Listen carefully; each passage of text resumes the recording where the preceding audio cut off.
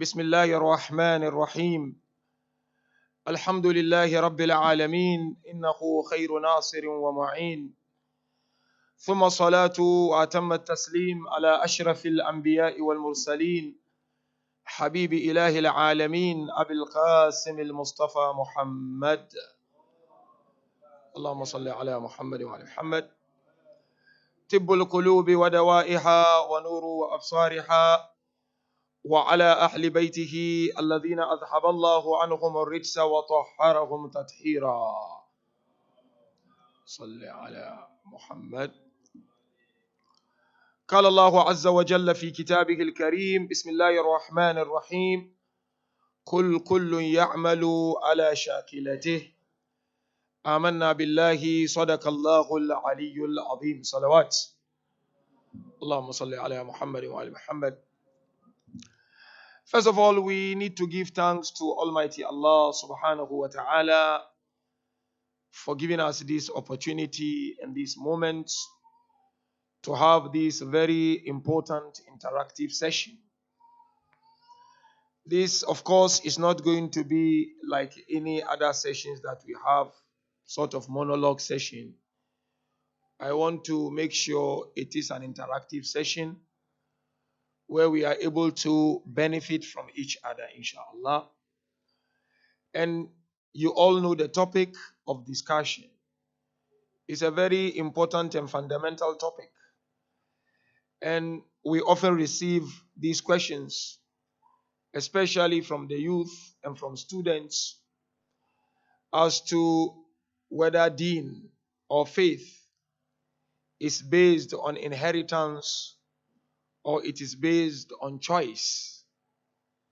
So inshallah, I'm going to take these first 15 to 20 minutes to open the discussion and to explain to you what does it mean to say my faith is inherited, and what does it mean to say I have embraced my faith. I know there are people who often think that inherited faith is not a good one.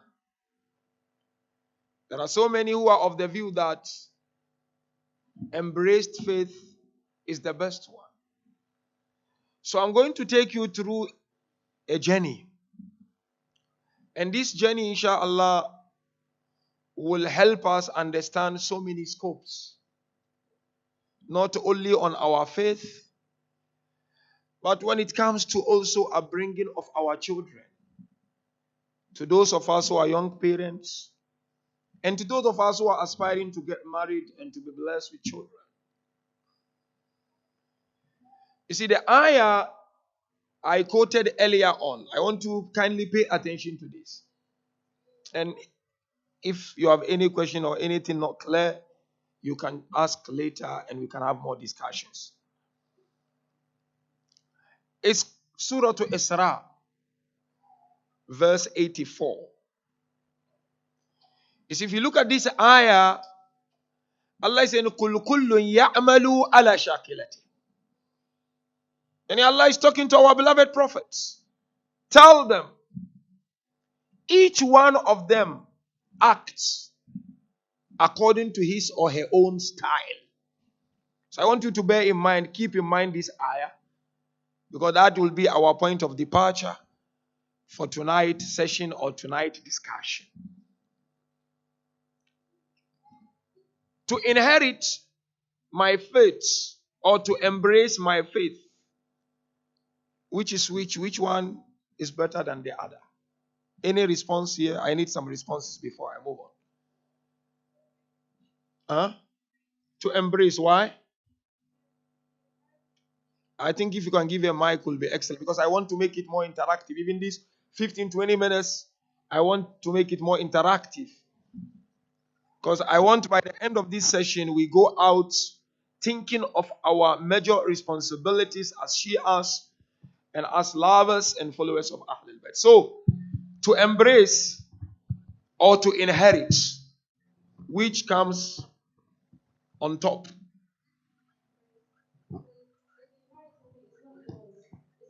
Is for who?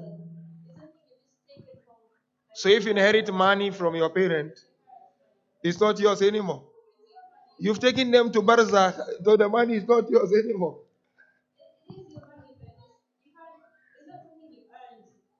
Yeah, but at the end of the day, you have it now in your bank account. True, true, true. Any other response? Absolutely. The feeling of earning something, sweating for it, working for it, the taste is completely different from having it on a silver platter. Yeah. Any other response? To embrace or to inherit? I think it's better to inherit because Huh. you become you become habituated to practices, and you're less likely to abandon those practices, whether it's prayer or anything else, if you've been raised doing them your entire life. So you reckon to inherit is better? In some ways, yes. In which ways? For example, in terms of maintaining your practices such as Okay, ritual it prayer. helps you to keep the pace. Hmm. It's difficult for you to lose it. Less easy, yes. Okay, we have two opinions. Yes, Mama.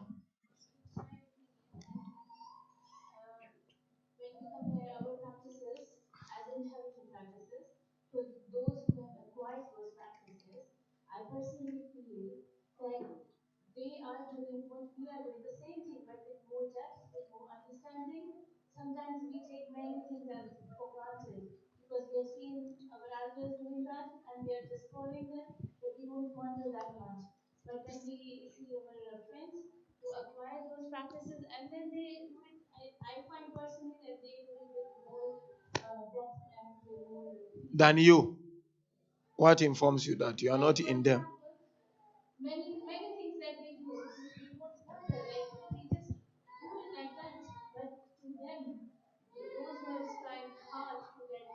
Yeah. So, meaning to embrace to you is much better than to inherit, isn't it? So, which one comes first then? If you are given they are into it than when it has been inherited. Okay, good, very good. Any other one before we move forward? Yeah. So now I don't want the same response. What I want you to answer is what is the correlation and the relationship between embraced faith and inherited faith? You are Shia, I'm Shia. Some inherited, some embraced. Somebody like me, I embrace Shi'ism, isn't it? And you have some sisters here who have embraced. I can see them here. Now, what is the connection between the two, or there is no connection between the two? Okay, so let him answer and then I will come to you, inshallah. I think those who have inherited, they need to reach out to those who can embrace. Okay. So the action of those who have inherited, the action needs to be in a way that they attract those to come and embrace Islam. So those who embraced or those who inherited should help others to embrace. So what's the relationship between the two? Beautiful. Which beauty? What's the relation between the two? Okay, we'll come to that. Yeah.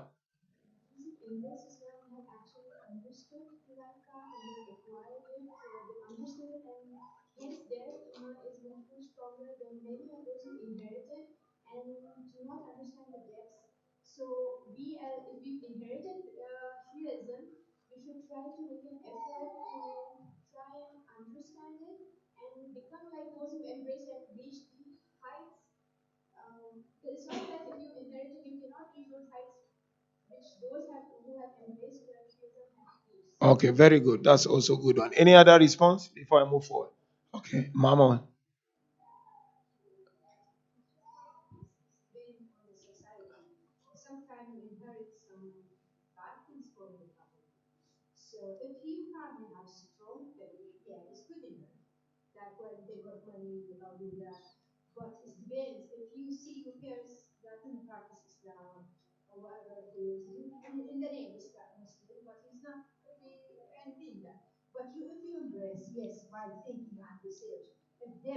research, not just like as my friend read about go to an American and just, oh, that's lovely. Then after 1 month or 2 years or 10 years, I change it because I love something else. Yeah.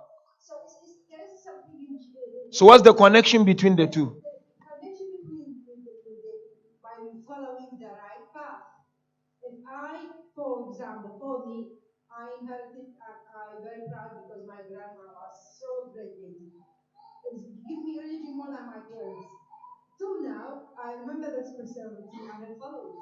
And I love it. And I feel it's in my blood. It's the relation, and if somebody inherited by research, by open-minded, also follow it in So inheritance doesn't come with research. If I've inherited something. No. Of course, I love it because it's my grandma. Yeah. But I do my research because I want to sit with myself. If she was in the right path, or just uncover Yeah. it. Okay. No, I do my own research all the time, but it's the connection, the relation between both of them. They both research and found the reality. We are human. We always put question mark. We always put either inherit or embrace. There's no embrace by is that perfect 100%. I've inherited also no. Always there's a research in between, seeking knowledge. Either you embrace or you inherit. Okay. Very good. Very good. Okay. Now let him. Oh, you want to say something?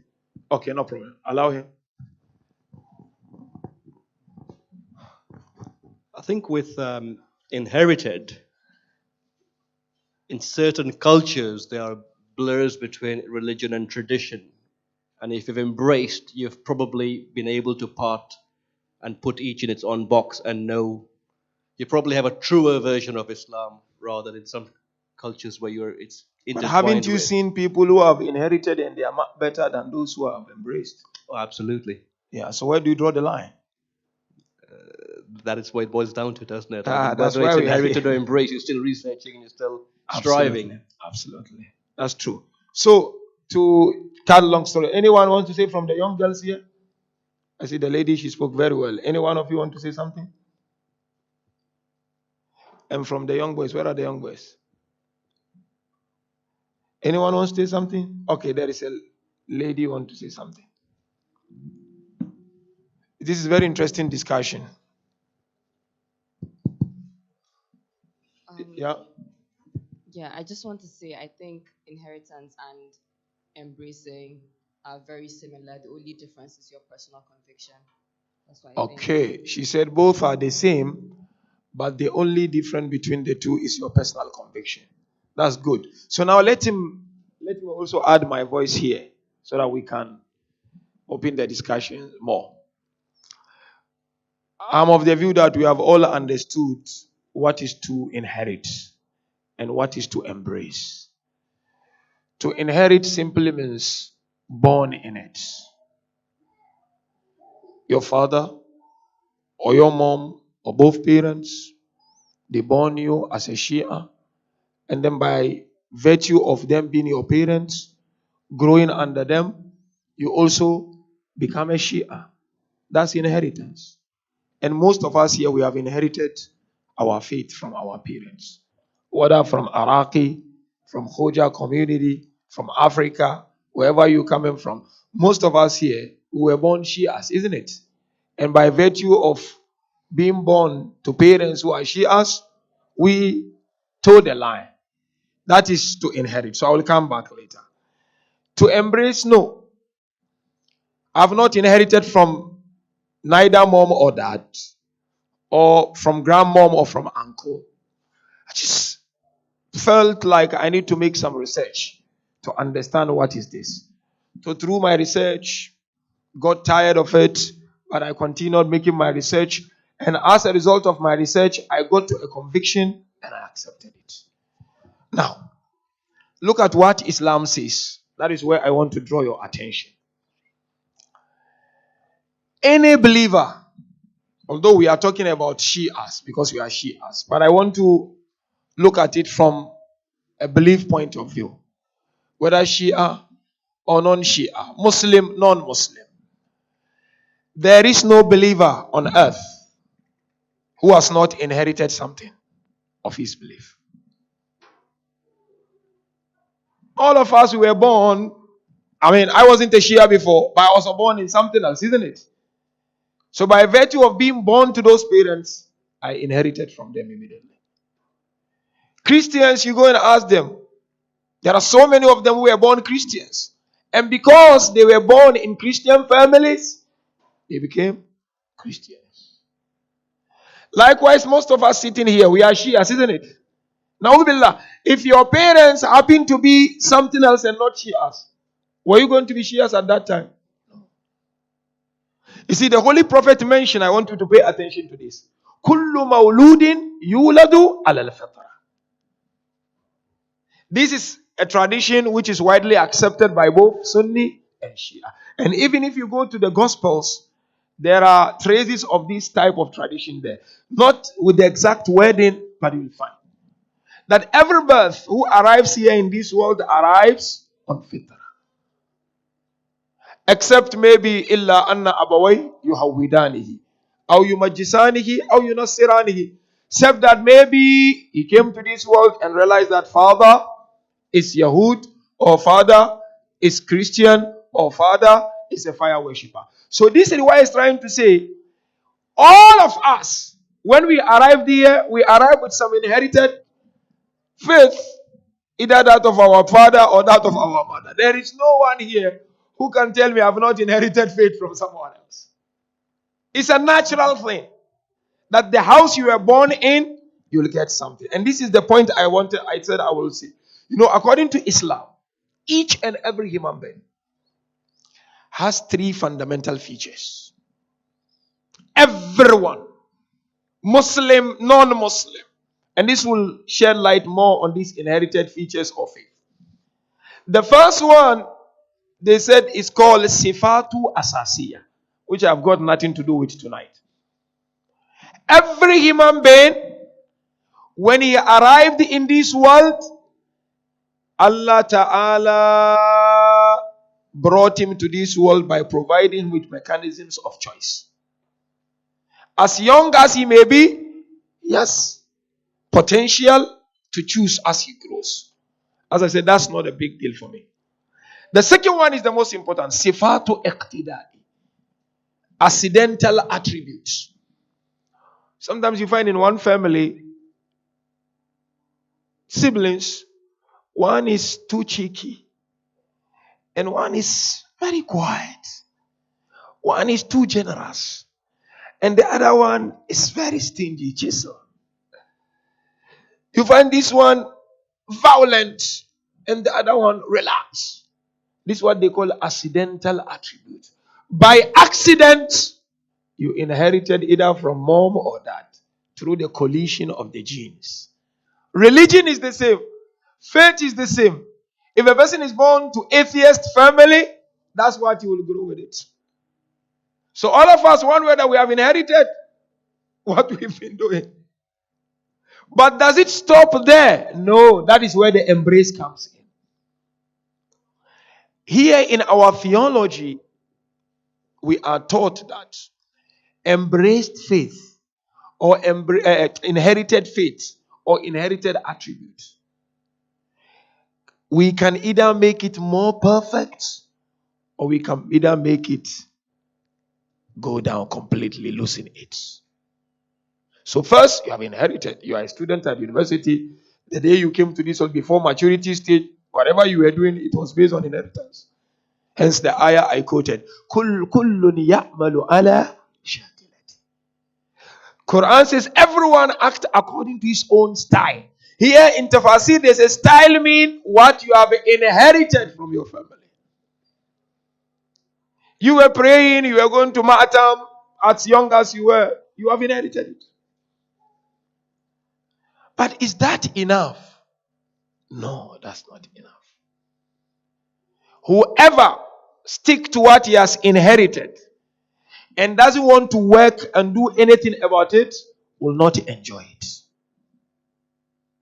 Especially in this day and age. Maybe during the times of our mothers and fathers, knowledge was very limited. Today, knowledge is vast. And we all have access to information. If you are to limit yourself to what you inherited from your parents of being a Shia, then you will not enjoy it and you will always feel it's boring. That is why in our theology there is a discussion between knowing God and believing in God. Anyone who believes in God before knowing Him is less than the one who know God before believing in Him. It's a broad discussion in theology. Do I know Him first before I believe in Him? Or do I believe in Him before I know Him? Those who depend on inheritance is believed throughout. But those who don't want to depend on it, they will try to know Him before they believe in Him. And whoever knows Him before believing in Him, his belief becomes very strong and powerful compared to the one who believes in Him, then strive to know Him. So therefore, what I want to say is, we cannot do away with inheritance. Tomorrow, Allah will bless the young ones with children when they get married. At the age 2, 3, you can't teach much. 2, 3 age, what are you going to teach? You'll teach a little bit with some sign languages. They will just stick to inheritance at that age. And you see parents, when their children are like going out of their way, they become very upset and sad. So first few years of your life is all inheritance. After that, then embracing comes in, whereby you have to teach your children. That is why we have a teaching within the school of thought of Ahlul Bayt that when your children grow and they are getting to maturity stage, you have to then teach them Islam and reintroduce them to Islam. Reintroducing them to Islam meaning you have to teach them. And today times have changed. If you want them to depend on inheritance without explaining those difficult questions they have, they will lose the joy of being religious people. And that is why you find Surah An-Najm, verse 39 to 41. Allah says, وَأَلَّيْسَ لِلْإِنسَانِ إِلَّا مَا سَعَى وَأَنَّ سَعْيَهُ سَوْفَ يُرَى. Insan is nothing but his efforts. So you, especially the youth who are here, of course including my mothers and my fathers here. Yes, some of you inherited what you had, but you can't limit yourself to the inheritance. You have to discover more. And I can tell you of myself and those who have embraced the school of thought of Ahlul Bayt, the feeling is different. Because each and every step, you know the reason why you are doing it. So therefore, we cannot depend only on an inheritance. We have to read, we have to discover, we have to explore, and we have to ask difficult questions when it comes to this religion. And as mothers, as fathers, we owe it to our children to ensure that they embrace this deen. And lastly, because we'll have a lot of interaction later, chapter Muhammad. I want to take note of this ayah. Chapter Muhammad. That is Quran 47 if I'm not mistaken. Verse 19. You know, this is Allah's command to our prophets. You know what Allah said to Prophet? Fa'lam annahu la ilaha illallah. If you go direct translation, say no, that there is no God but Allah. But it doesn't mean that. It means, O Muhammad, acquire knowledge about Allah. You must acquire knowledge. And if you go to another ayah, chapter Taha, verse 114, Prophet himself mentioned, وَقُلْ رَبِّ زِدْنِي عِلْمًا. Tell them, Ya Rasulullah, that Ya Allah, increase me in knowledge. So if we as adults and leaders of the community or parents, we do not bother to strive to acquire knowledge of our religion, it will remain boring, I promise you, bro. Go to the mosque, no, it's too boring. Why? Because you have not understood it. Why can't you read Quran every day? No, it's boring, I can't. But why do you read your school book? You know the difference? Because you have spent time to understand what you are doing at school. It's going to get you some money. But you have not spent time to understand it. So therefore, Islam doesn't say one is better than the other. Islam says inherited and embrace complement each other. Like the way our mother mentioned. They complement each other. We can't do away with inherited faiths. But we cannot say, because I've inherited, that's fine. I'm okay. It's fine. I will go to Jannah. It's not about going to Jannah. It's about feeling it within your heart. So inshallah, I will leave you here, and then later on we'll talk more, inshallah. And Brother Kumail now can come and give us the direction, inshallah. I want it more interactive. Any question you have later on, we'll discuss them more, inshallah. Salawat.